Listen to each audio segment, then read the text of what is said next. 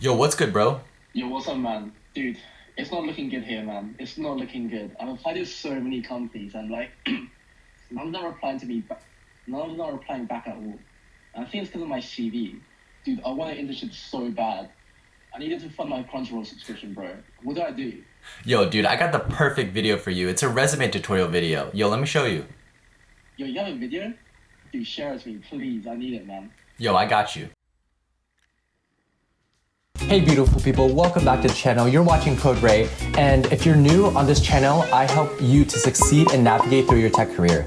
And in this episode, I want to talk about how to create your resume. There obviously isn't the best resume, but there's a resume that stands out from the rest. And in this video, I want to teach you how to create a resume that can stand out. A lot of you might have already applied to jobs in the past or are currently applied to jobs, and in the process might have needed to create a resume. But what makes a resume stand out to the recruiter? What makes a resume strong enough that it will get you the email back? If you had difficulty getting interviews or is in the need of creating a resume, then you've come to the right place. I wanted to create this video because there's always been people coming up to me asking me for resume help, and I've always wanted to give that information out to you guys. Keep watching and I will share my secrets on how to create an outstanding resume, one that got me interviews at Google, Lyft, and Facebook. To start off, I just wanted to say that if you have a resume that you want me to help you edit or take a look at, just leave a comment below and subscribe, and I will help you to clean up your resume. So to start off, the first tip that I have for you guys is to please keep your resume to one page. Keep in mind that recruiters only have about 6 seconds to take a look at your resume, and the last thing you want is for them to waste time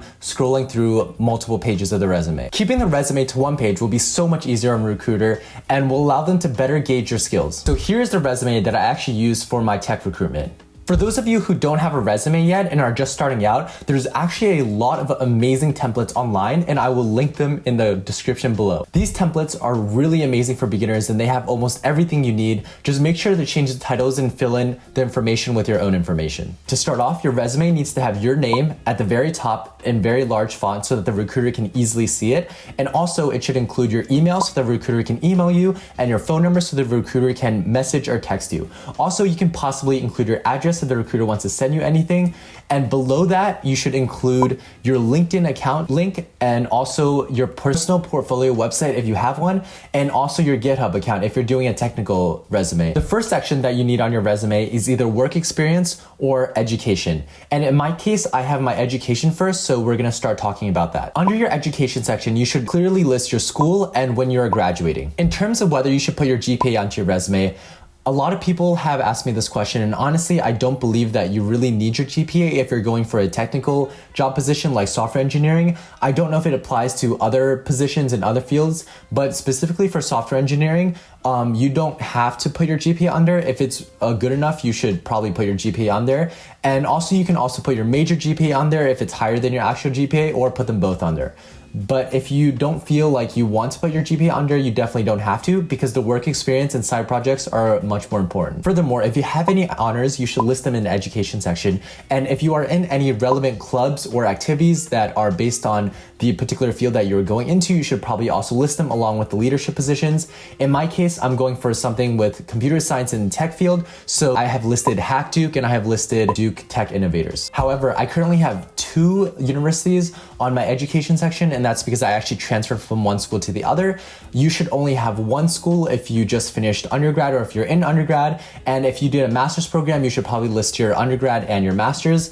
And if you did some sort of coding bootcamp, you should probably also list that in the education section on when you did the bootcamp and what did you learn from the bootcamp. I didn't have any space for this, but you should also list some relevant courses that you've taken in the particular field that you're going into on the education section under your university. And for instance, in my case, I would list something like data structures and algorithms or machine learning courses, because they are relevant to the field that I'm going into. Okay, the next section that we're gonna talk about is the work experience. And this is one of the most important parts of your resume. In this area, you should list the relevant work experience in the area that you've had. In my case, I'm going into computer science and software engineering. So my main internship that I put on was being a software engineer for Nordstrom Technology. And if you want to see the story of how I got into that, check out the link in the end of the video. One thing that I would recommend is putting this area into either chronological order with the most recent thing at the top to the least recent thing at the bottom, or you can put it into order of importance from the most important thing at the top to the least important thing at the bottom. However, if you don't have any work experience in the current field that you are going into, I would suggest putting any work experience that you've had in the past, because putting some work experience is definitely better than putting nothing at all. And this helps a lot for beginners. In my case, I used to work in the lab, so I put that on my resume as well. But otherwise, you can put stuff as like if you worked for a restaurant or worked as a TA or anything that you've had to work in. However, if you don't have a lot of work experience or have work experience not related to your current field, make sure to do a lot of side projects, because side projects really help you stand out to the recruiter. Also, side projects are a lot easier to find and start than work experience, and they can definitely help you become a lot stronger developers. So in work experience, make sure to put the dates that you worked there and also what your job title was. In my case, I was a software engineering intern for Nordstrom. The most important part is being able to effectively describe what you did at the job. This might be hard for a lot of people because they might not remember what they did, or they might not be really good at English, or they don't really want to write out this part, but it's the most important part in the work experience section. One thing to remember is that each part under your relevant work experience should be bulleted to show what you've done at the current work experience. One thing to keep in mind is that to start off each bullet point, you need to use an action verb. In my case, I have developed, created, and updated. Don't start with I or another noun, because starting with an action verb portrays concisely and exactly what you did. It really helps that you can quantify what you exactly done. So a lot of students, they start with action verbs and they write out what they've done, but they don't include exactly how much they did it at their work experience or how much it can contribute to the world or to whatever project that they were working on. What I mean by this is, instead of saying increased retention rates, say something like increase retention rates by X percentage. Also, it helps to write out the technologies and concepts that you used under each work experience in order to portray more of what you learned from them.